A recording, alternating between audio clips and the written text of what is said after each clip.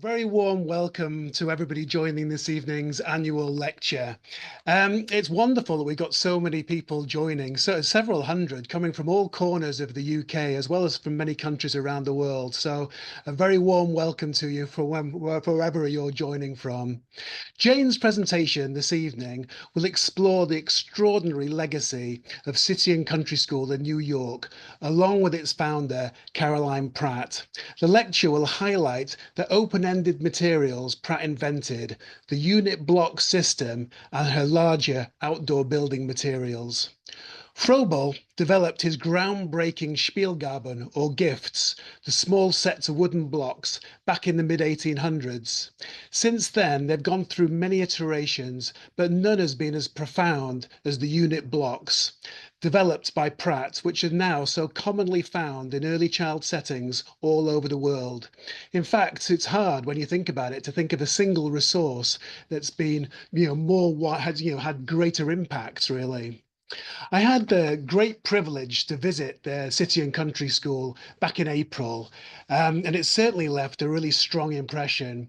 Every classroom in the lower school had half of its floor space solely dedicated to block play and woodwork, as well as the playgrounds being full of large-scale blocks.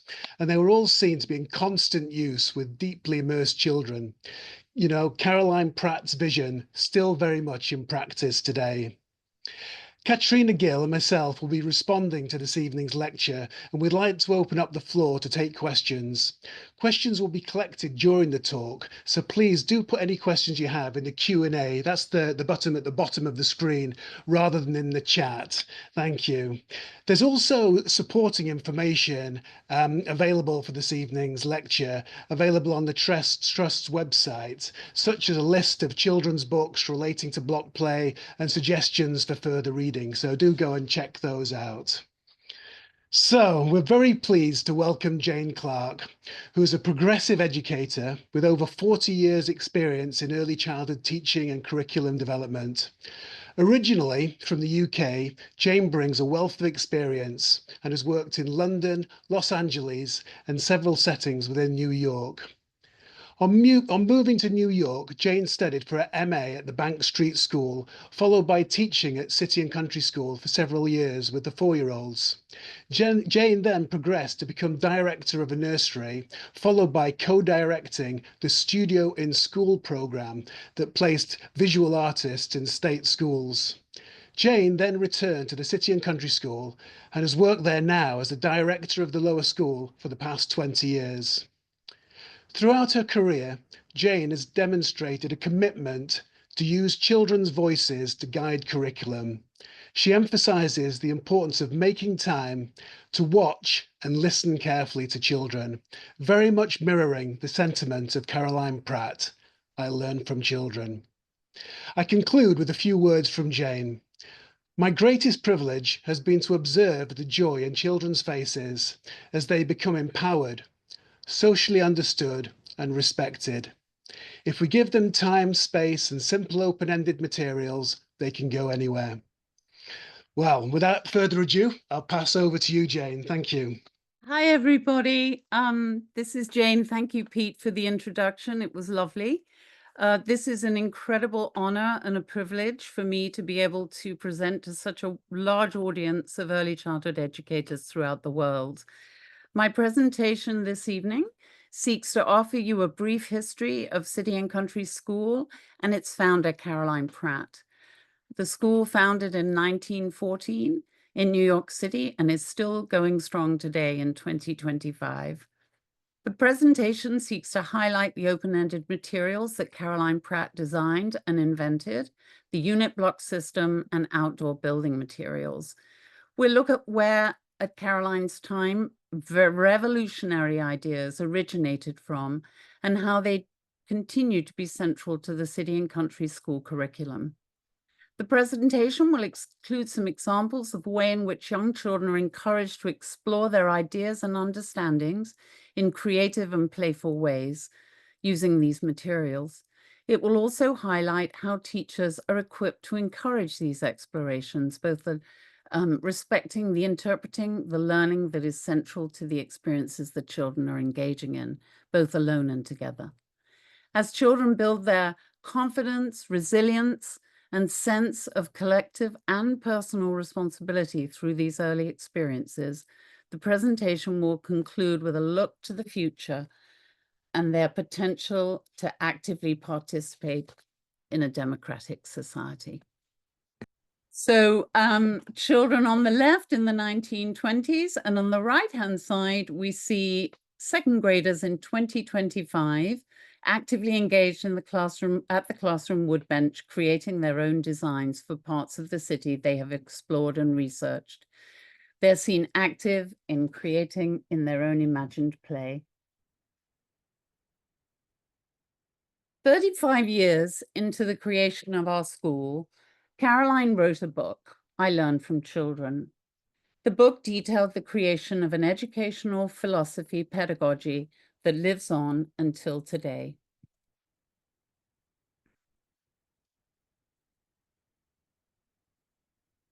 Taken from that book, the quotation seems to highlight the core of what drove our founder to create a different kind of learning environment for children.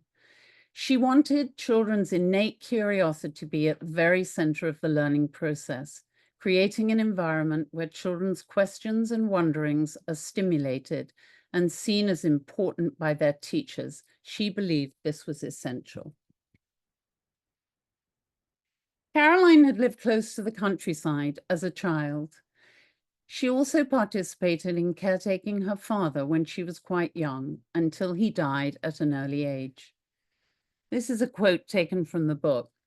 Again and again in my life of learning from children, I've remembered my own childhood and that eager desire to help in grown-up work, only to be given the lowliest and least interesting chores. How happily I would have washed the pots and pans if I'd had a hand in the cooking that was done in them. Cooking is an essential part of the program today. Caroline's trust in wood as a material and in the importance of building practical, useful, and important skills in the craft of woodworking was first ignited when she began her first appointment as a teacher in the local village school. Already an unusual job for a young woman at the time, her eyes began to open as her understandings about the concept of education began to awaken. Caroline's early teaching experience seemed far from normal as a young woman teaching woodworking skills in the late 19th century. This work appears to have profoundly influenced her evolving understanding of the deeper purpose of an educational process. I began to see education not as an end in itself, but as the first step in a process which should continue through lifetime. As shown here, taken from Caroline's book, I Learned from Children, she reflects on another point in her understanding of how children learn. How does uncontaminated children's play with materials at their immediate disposal connect to learning? This appears to be the question she was asking herself. In 1908, Caroline began to manufacture do-with toys as a first stage in creating a vehicle for children to use their imagination to bring life and action to a toy in new ways. These objects are also courtesy of the C&C archives. The school is proud to caretake them and to build upon them. We're now going to focus on the two sets of materials that Caroline Pratt designed, unit blocks and outdoor building materials. Here is a picture of unit blocks as they appear on the shelves for children to construct with. The collection of block shapes increases as the children grow older. I've shown these two mosaics because I think they also identify in a very clear way how mathematically connected the unit blocks are. They fit together in complete and satisfying ways. They are unified. The coloured cubes are an additional material that were added to the collections for children at a later time, offering additional opportunities for imaginative play and patterning experiences. On the left, our 12-year-olds were challenged with a blueprint of our new lobby space in the school and asked to make a design that would complete the visual experience of the entranceway to the school. They used their own experiences with younger children and with these materials when they were younger to collaborate together to complete the design. This was one of the segments of the finished mosaic they created. The mosaic on the right was created by two 7-year-olds as part of a directed challenge to create patterns using limited block shapes. Here pictured in the very early years of CNC on the top left are children using the outdoor materials. The color picture shows 5-year-old children trying to understand what an election is all about. The photographs were taken during the last US election through their play. The children had created voting booths and were using leaves as ballots. I believe in this scenario, Kamala Harris won the election. The outdoor materials were specifically designed to invite collaboration. Some are too heavy to manage alone. We have to help each other. As time passed, there are consistent themes that often engage children in their play, both then and now. Vehicles provide one such fascination.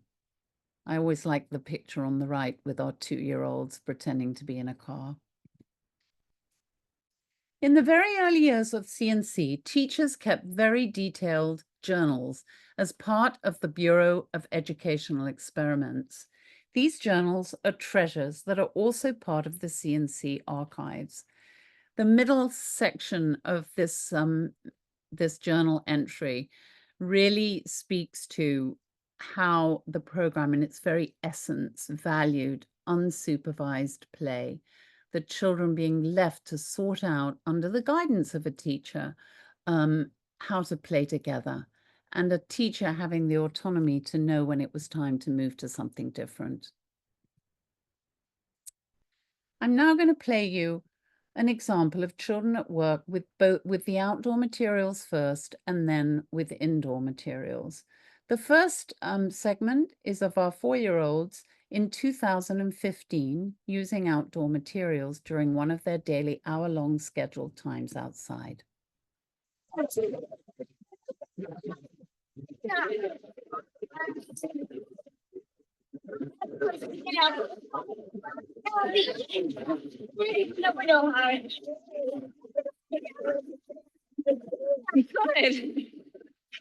What's your idea?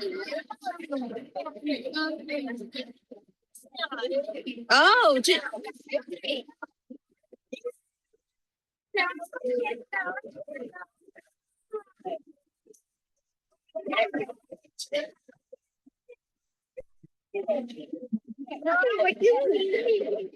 it's actually not a good time to work again, and I'm just going to take a break. Okay, listen to me. Come back. You can only work with the break when you do.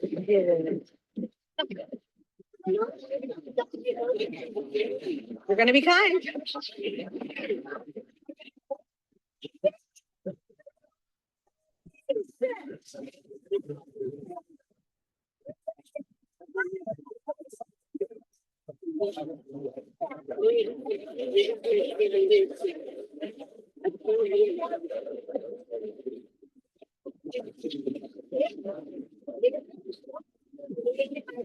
I know.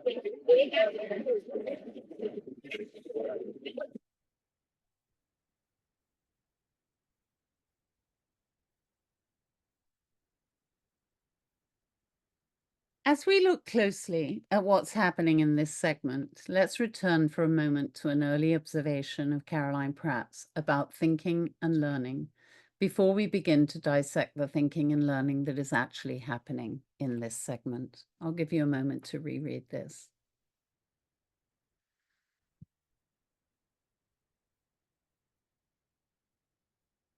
Now let's look together at another play segment, this time 3-year-olds, some turning 4, using unit blocks.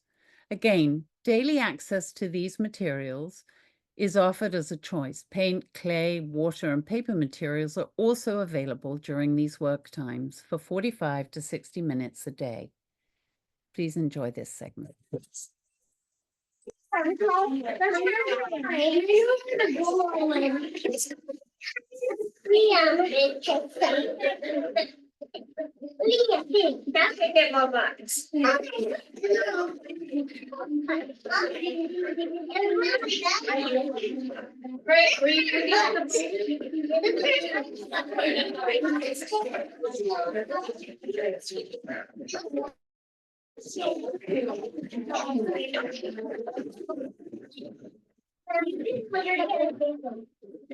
You can have it in like you're the artist. Don't listen to it.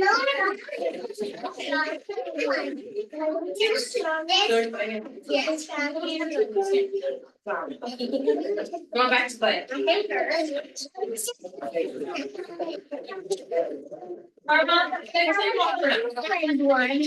Oh, is that your prize? You know what? I really like her job doing that. She's doing what I asked her to do. Ah, Do you want to use it? what happens?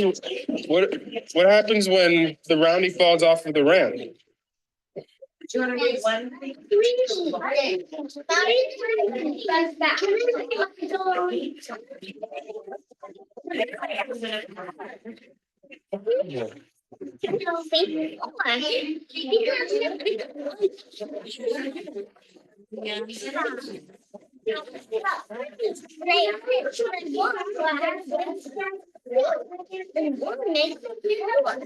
It's true.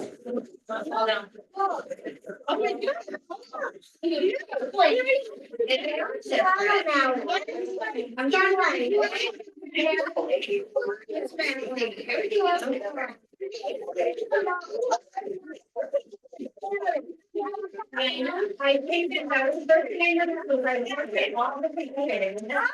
And I didn't have any trouble.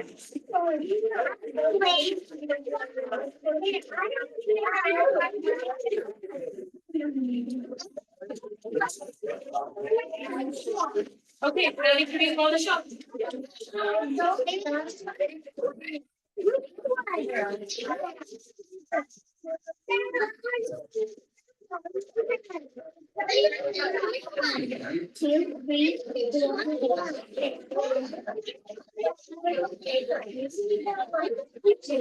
Yeah.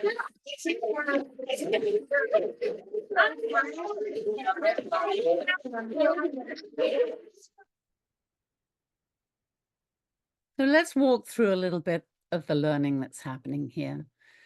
The children have space. They have a lot of space on the floor. They're given time and consistent daily opportunities to explore these materials and play together. The materials themselves are open-ended and dependable. They can go anywhere they want with them. Through time, they're learning and understanding the physical property of those materials. Where was the teacher here? The teacher's role, as much as possible, standing aside, offering guidance, offering comfort, and encouragement. The children here are independently taking care of their learning. This is how the program works for children from 2 to 7 years old. Please take a moment to read these 3 bullets before we look in more detail about how the program is designed to build these skills for children from 2 to 13 as they move through the school. I like the last one particularly. A school's greatest value must be to turn out human beings who could think effectively and work constructively, and who in time could make a better world than this for living.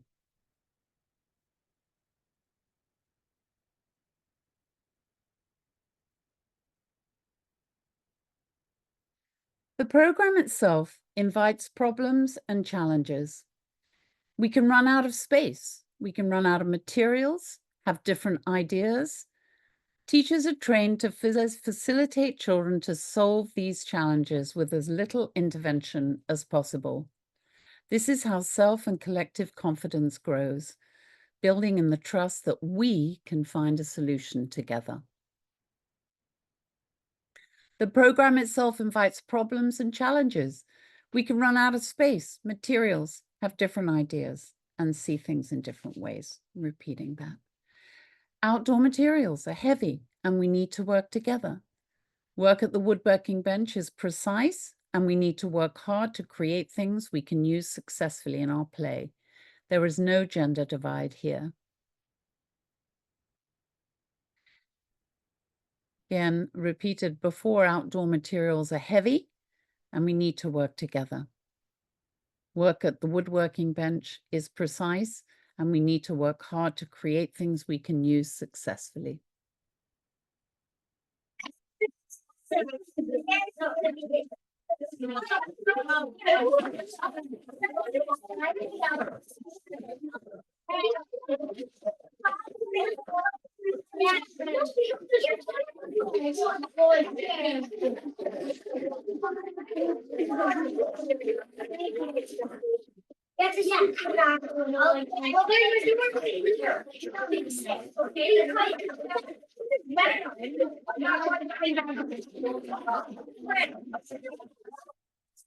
I included this segment because it's 6-year-olds working together to create the city block around the school. They've been on a trip, gathered information, had meetings and discussion about what they record from the experience, and now they're getting on with the work to show what they've learned through using unit blocks.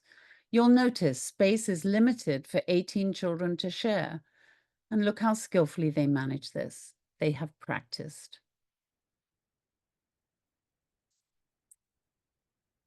On the left, there's a picture of a landscape of kindergartners way back in the 1960s.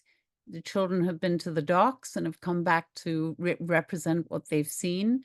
And you'll see a beautiful sailboat sailing along the river in between the docks that was made by the children at the woodworking bench. I couldn't resist sharing the 2 colored photographs on the right. This is something that some 4-year-olds created that they called a musical instrument.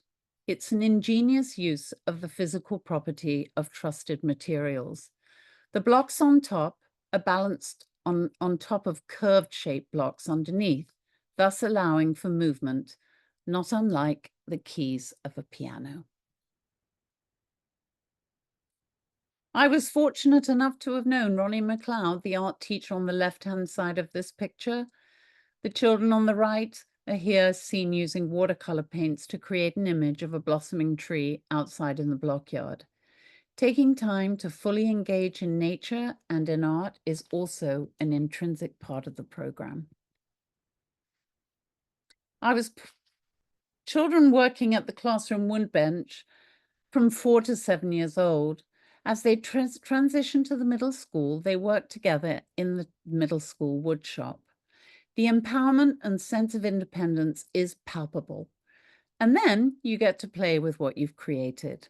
As you can see in the bottom right, a kindergartner has created a boat at the woodworking bench and is using the boat to sail down the river in the block area. Again, the having of a wonderful idea. I couldn't resist sharing this with you. A 4-year-old who, towards the end of their pre-K year, has mastered tools, has put together a construction using also a piece of cloth for a secret spot inside the box. And it's then used in the block area to be part of the children's play. Thinking, planning, creating, imagining. We have our youngest children here learning through play. These are our pre-K children in the block area. In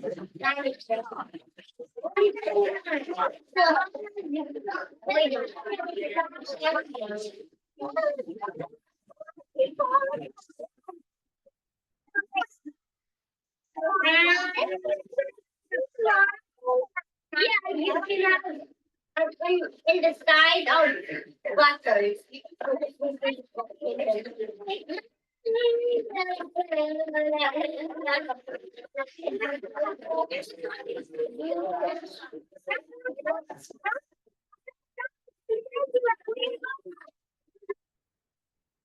Our beloved 4-year-olds sharing ideas and materials. You'll notice the colored blocks that were recently added to the collection as designed by a carpenter and myself actually a few years ago. Please read The Evolution of Perspective Taking in Child Development. Unit blocks provide an opportunity for children to become the protagonists. They build structures big enough for themselves. As they grow older, their ability to represent the world and the characters within that world develops. The do-with dolls shown earlier have developed into the present-day materials that the children now use to play out their narratives. On the top left, you can see examples of the wooden people that the children use in the younger ages, large and small people, as well as large and small animals. As the children get older, their fine motors developed, their sense of perspective taking develops. They create their own characters by tracing around the figures and filling in the blanks. On the bottom right, we have our 7-year-olds who make their own wooden people at the woodbench and bring them to life in their play. The dramatic play that naturally evolves for young children develops into the creation of plays in the older grades. The plays are directly connected to the social studies curriculum. We become the people that we're learning about.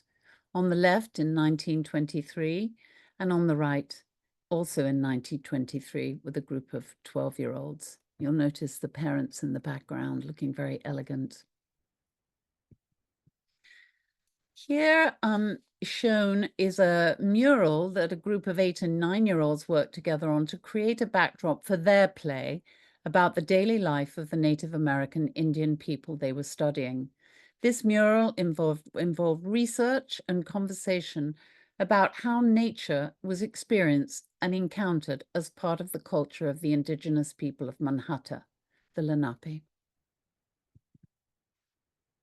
Children in the 1950s are resting to the accompaniment of live piano music. Please also enjoy a segment of 7-year-olds exploring movement in creative ways to the accompaniment of a piano. We're not having the piano on, but I want you to just notice the way the children are moving.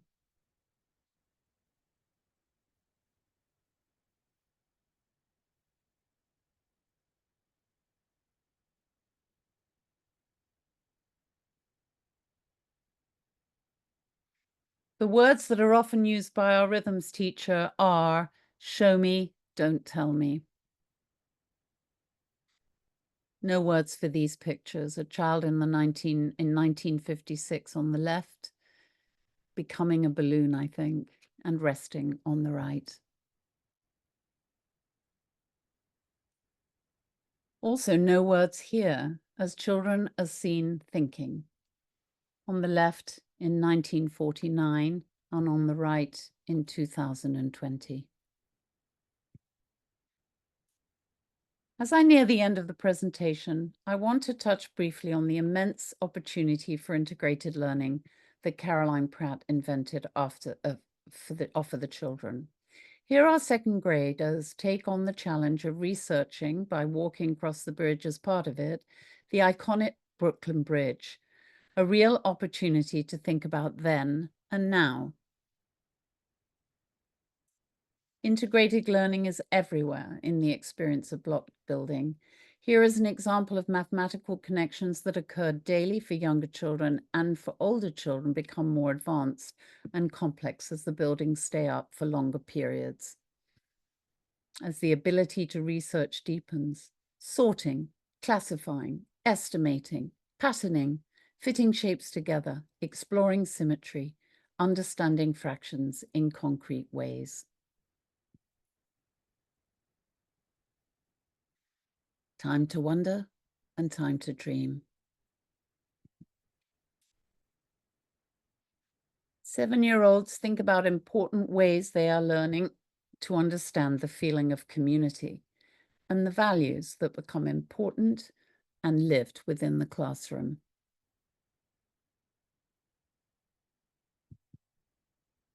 Then and now, children who grow into active participants in an evolving society.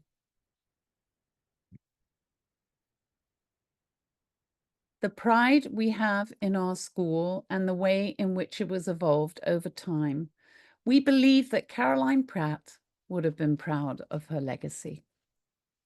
I'm going to end the presentation here and hand things over to Pete.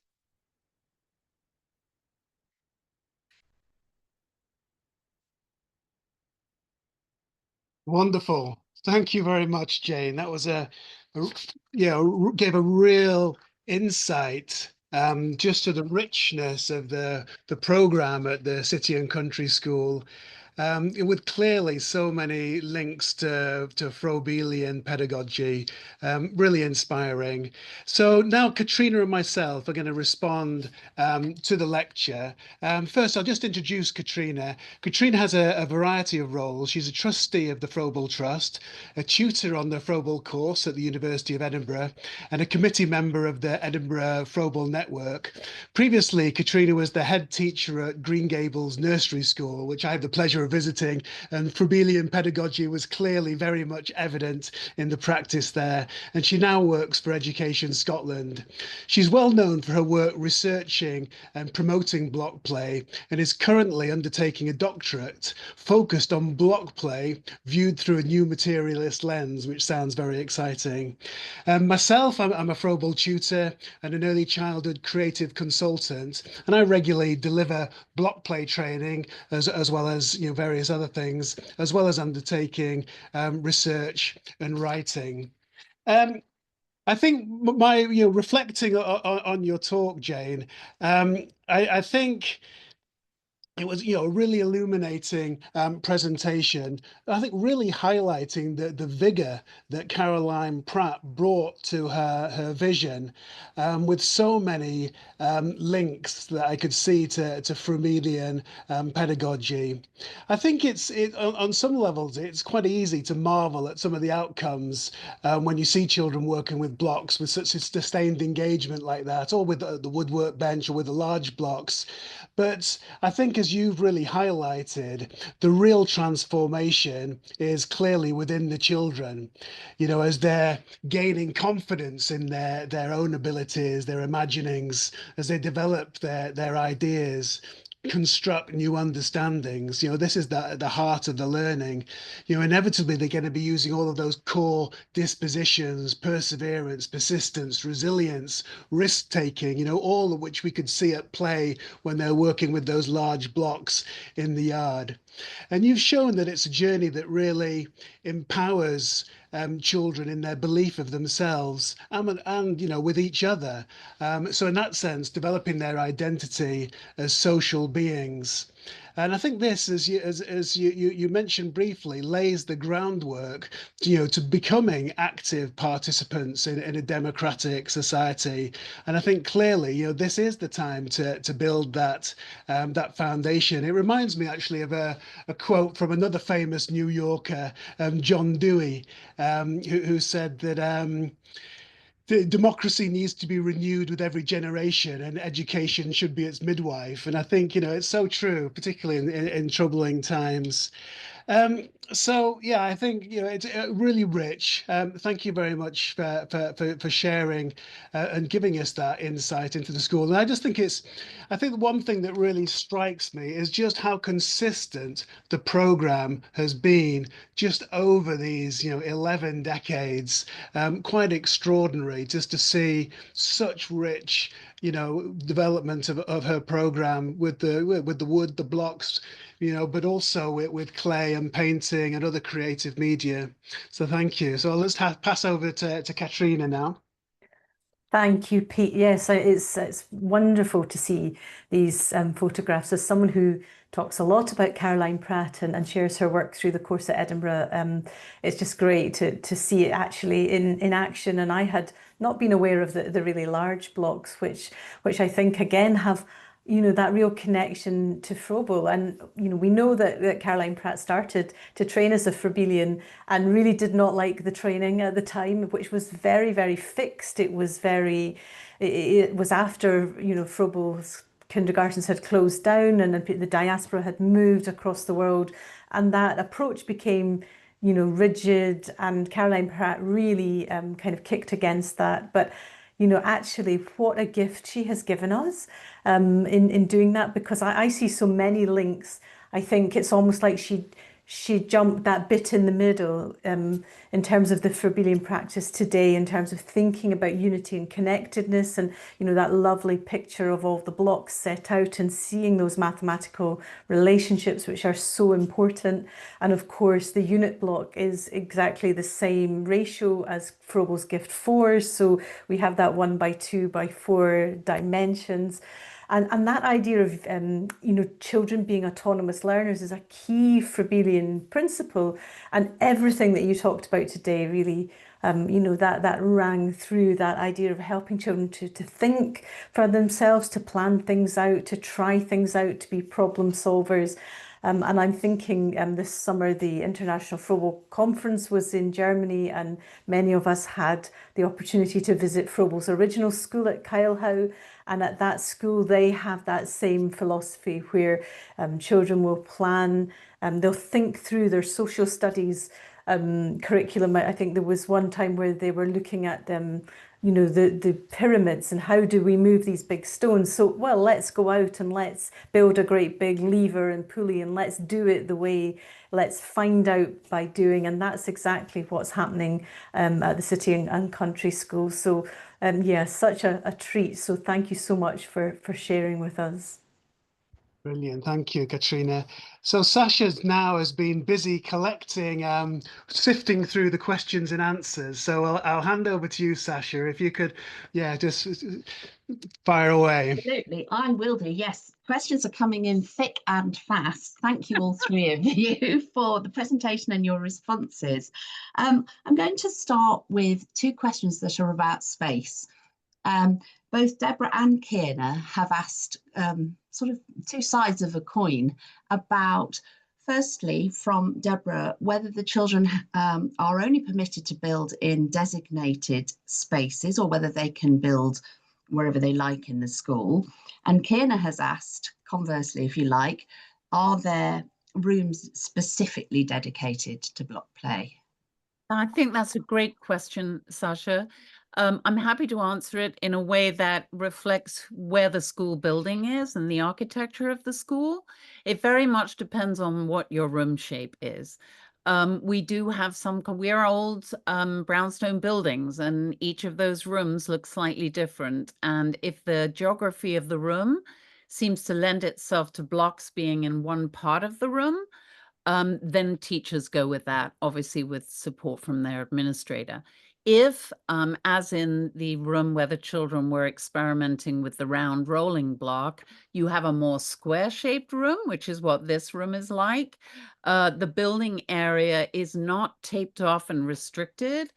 It really can spread as far as it can go, as far as it needs to go, as long as it doesn't interfere with the water table or the paint easels or tables where children are using clay or other drawing materials. So I think in answer to that question, it really, our teachers and the school, we really look at the shape of the room and the space itself before we begin to plan out how the blocks are going to be situated.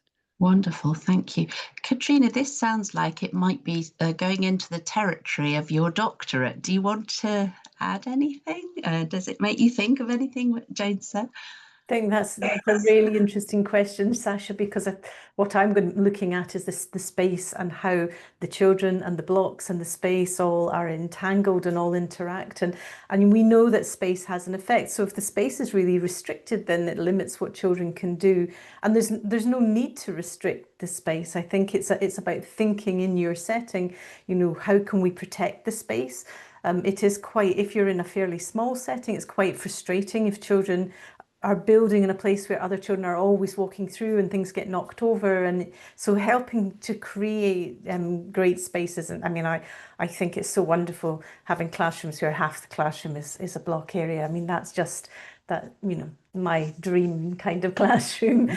But I think, you know, that's the space is really, really important. And children will also create the space. The blocks are big enough that children can make their own spaces with the blocks and divide things up and, you know, create walls or rooms or whatever it is. So absolutely. And I think the outdoor, the yards. I mean, obviously, this school's right in the center of New York. Time is, you know, there's not, you know, the playground space within the school is actually really tiny, but it is solely dedicated to blocks.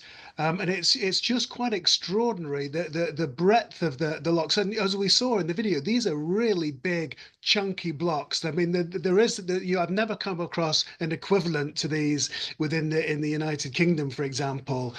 So they also, you know, go through how to handle the blocks with the children very carefully at the beginning. You know, the health and safety with working with quite big blocks is really important. But it's the only resource available within this yard, and it's just amazing to observe just the richness of the play. That, you know, it's a language that develops over time, that children just learn to express themselves in such fluid ways, and the collaboration and the negotiation that sort of emerges in the play scenarios is just really, really rich. Yeah, thank you. Well, you've touched on an area that's come up in the questions, and I'm going to try and combine them because we don't have a huge amount of time. A number of our participants are asking about children who are younger than 2 and the possibilities for introducing block play with children up to 2 years. And I'm making assumptions here. And Stephanie has asked about what about children who might be engaged in a trajectory schema and want to throw the blocks. And Pete, you talked about health and safety with the big blocks, but actually it probably applies to the smaller blocks as well. So how do you start then? And would you start with very young children with block play? Sasha, again, a great question. Our children come into the program at 2 years old. and the block shapes that they have are limited. Obviously, they can't carry big, heavy blocks, so they don't have the long blocks. This is unit blocks inside work. And also outside, they have hollow blocks that are open on two ends. So they're actually lighter than the other blocks, and they only have small boxes. I think both questions are very important. I think that some of the blocks also come in mini block shapes. And I would think for children under 2, when we're talking about real toddlers, it might be more effective for them to start with the mini block shapes, which are also available through the vendor where we get our blocks, because I think it would actually be more of an invitation for them. What we find with the children who are coming in at 2, the block shelves are usually not the first material they go to. They go to water. They go to calm themselves, soothe themselves, get comfortable with the room. They go to clay for some of the same reasons, even though they probably never touched clay before, and they begin to paint. Moving to the block area is usually comes a little bit after the first few months of school with encouragement for teacher, and then they really get into it. So that would be my advice for children under 2, is to work with smaller materials. I think as far as safety, just as Pete said, going through with children, both with indoor materials and outdoor materials with very clear guidelines, which emerge through the play. It is not okay to throw blocks. And this is the reason why, because people could get hurt. So we have to look after our materials and look after them very carefully. And it's I've been working with children in classrooms for 35 years with these unit blocks. And I think as long as the guidelines are clear, the attention from the teacher is vigilant and really moves in when there might be some kind of conflict that could involve somebody losing their temper, getting angry, frustrated, being able to dive in to sort of soothe and ease that conflict in a helpful way. It's very rare that children will start throwing things to any extent. That's certainly been my experience. We use pebbles, large pebbles on the roof, which, not unlike the leaves for the older children to become ballots, the pebbles become everything for the children in their imagined world. And these pebbles can be quite heavy. Yes, have I seen a 4-year-old try and throw a pebble? Yes, I've seen that happen. And at a 4, they don't really know how to control where they're throwing it to. But again, having a very sort of like intimate conversation with the individual child to really try and understand what it is that they're trying to explore or what emotion they're trying to evoke. Again, it comes back, I think, to the trust in the materials from the teacher and the vigilance of the teacher.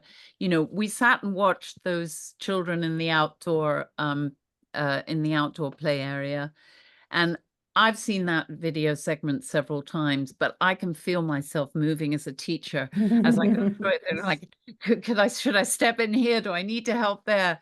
And this teacher knows the children really well at this point, trusts the materials, and is 100% vigilant with what's going on. So I don't know if that helps in answering those questions. Sure, it does. Someone's asked if you would be able to give a recommendation for the smaller blocks for the under 2s, but perhaps we can ask you about that and include a link to some recommendations as a follow-up, if that's okay. Your talk has illustrated very, very beautifully, and both Pete and Catriona also alluded to the highly participatory nature and the democratic sense that is imbued in the ethos of your school. Do you feel that there are any challenges to including all children? Do you find that there are particular challenges if there are children who might have restricted mobility, for example, or communication difficulties? Do you feel that block play is an inclusive activity within the school for all children? I think that's also a very lovely question. You know, our school doesn't have an elevator. We're a very old building. So, unfortunately, it would be very hard for us to, you know, incorporate somebody who might be living in a wheelchair. You know, that would be a bit extreme. But talking about language, for example, it is a very language-rich program. Mm. And I do think that one of the things that I have often said to parents, a parent might ask me who's interested in the school for their child. My child is very shy. I don't think she's going to speak up. You know, how are you going to change that? And I always answer that with, you know, we're not a place that wants to change children's personalities. We are a school that prides ourselves in being able to build up each child's confidence from within, as Pete alluded to, as they begin to self-identify. And I think that that is always the job of the teacher, to be able to really understand who their children are and then to encourage them. For example, you know, we've had children who don't like building with blocks. You know, is this going to be the right school for them? But you know, I can think of several examples as I'm saying that, of children who blocks might not be their first material, but they find other ways. They get to 5 and 6 and they're at the woodworking bench making the boat to sail on the river, or they've become a child in first grade or second grade who all of the children now know this person is really good at this, and we're going to rely on that person to be able to do such and such. That I think it's about, again, it's about building a community that has an understanding of our differences and our similarities. So although, you know, I will say that, you know, if a child has extreme language complications, we're not a special needs school. And it's our job to identify anything, you know, that a child may need some extra support with. As all of you who work with young children know, we've got a 0 to 5 window here to really help a child grow and develop. So does that mean that a child can't get support in order to, you know, become stronger and more confident in speech, for example, or with body movement, and go on to become very successful in our school? Yes, they can. Absolutely. I could maybe add something Please from do. my experience. So in my school, we had a lot of children with very diverse needs, particularly children with language and communication difficulties, autism, developmental delay. And block play was one of the places where those children really, really thrived. I think block play creates certain conditions for children. It's predictable. The material does the same thing every time. It really supports some of the particular schema, for instance, the autistic children who are very interested, for instance, in positioning schema and lining things up. Block play really beautifully supports that. And I think in terms of, you know, in what you've talked about, Jane, about language, we had a lot of children who had language difficulties, but also children who spoke English as a second language. And block play is a language of its own, and children can communicate with each other and collaborate and work together using the language of blocks without the actual words. So I would say absolutely that block play is an incredibly inclusive, you know, for the many, many children with additional needs. I think if with complex physical needs, then obviously the blocks can be challenging, but for the majority of children with additional support needs, blocks are wonderful. Thank you. Pete, did you want to come in at all at this moment, or? Yeah, I just think no, I agree with Catriona. I think blocks are just they're just not threatening. You know, it is a media where children can feel very safe. We can work in a non-verbal way with the blocks as well. So I think for children who do have, you know, limited language, I think there is a sort of like a definite feeling of safety with working in that area, and it often does, you know, it really engage children who do struggle with more, you know, language-based interactions. Yeah. Thank you. And I think that the beautiful film of the movement that you shared as well, Jane, as well as many of your other photos and films, show that although tonight's focus is on wonderful block play, it is such a rich programme that you're offering to the children with so many different experiences and opportunities. We are really out of time, but if you don't mind, I'm going to pose one more question. And Jane, you took, this is a question for you from another Jane. She says, you mentioned thinking, planning, creating and imagining. And she says, is this descriptive of what the children are doing, or a structure that's used in teaching and setting up the experience for them? Oh, I think that's a fabulous question. I think that it is, you know, the way I meant it in the slideshow was really to think of the process that the children go through, and that we see as they use these materials, that you see a process that they work through themselves. I think that one of the most fulfilling things in my work with teachers over these many years is actually putting teachers hands-on with these materials so that they can experience what their personal sort of journey is, either with blocks, we paint together, we do collage, we do sketchbooks, whatever it is that we're doing, we have a grown-up experience and then reflect on that experience afterwards. And really, it's been so exciting to hear teachers reflect on what their process was. What we find is, and I'll leave you with a Brunner comment, educational philosopher Jerome Brunner, who grown-ups need to think in order to work, children need to work in order to think.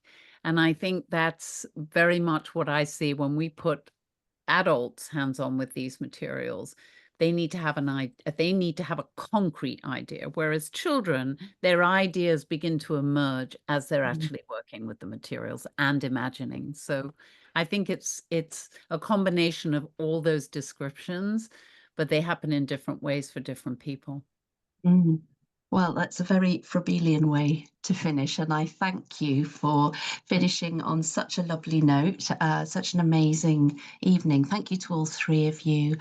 Thank you to all of you for joining us, and just a special shout out to my colleague Mariana in particular and Heather, who have done such an amazing job of organising tonight's event. Do look out for the recording, which will be available soon. Thank you for joining us. Good evening. Thank you.